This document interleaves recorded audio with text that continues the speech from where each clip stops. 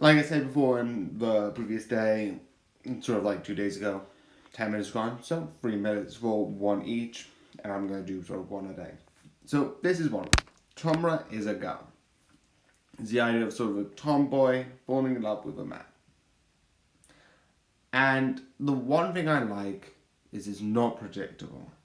It does talk about emotions, and it does talk about like feelings, and it does talk about it not being like, oh, there is a part of it where it's like, oh yeah, these two are gonna get together, but it's less, oh, these two are going to get together. Okay, close movie. First 5 minutes. Oh, done. There's reason.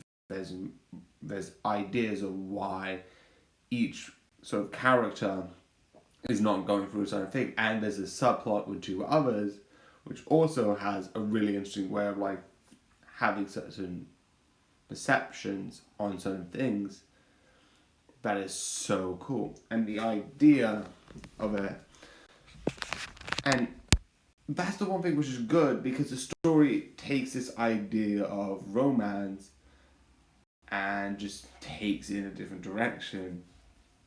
It takes it as this idea of predictability and adds a sort of like nice spice to it, with characters being more expressive and more amazing. And I think this is the first romance that it's not being like, oh, the girl is like this really feminine character. It's either feminine in the way of beauty, makeup, this, or sort of like the nerd archetype, where it's like, oh, I do nerd and no one's gonna fall in love with me. You have this sort of like girl who's aggressive, who sort of like, yeah, I'm gonna fight you. I'm gonna be aggressive. And I think that's just amazing. Whereas like,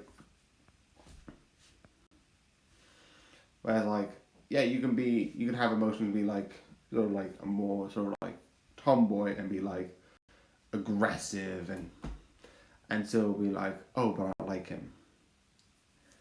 And the one thing I do like is the animation. The animation, is beautiful.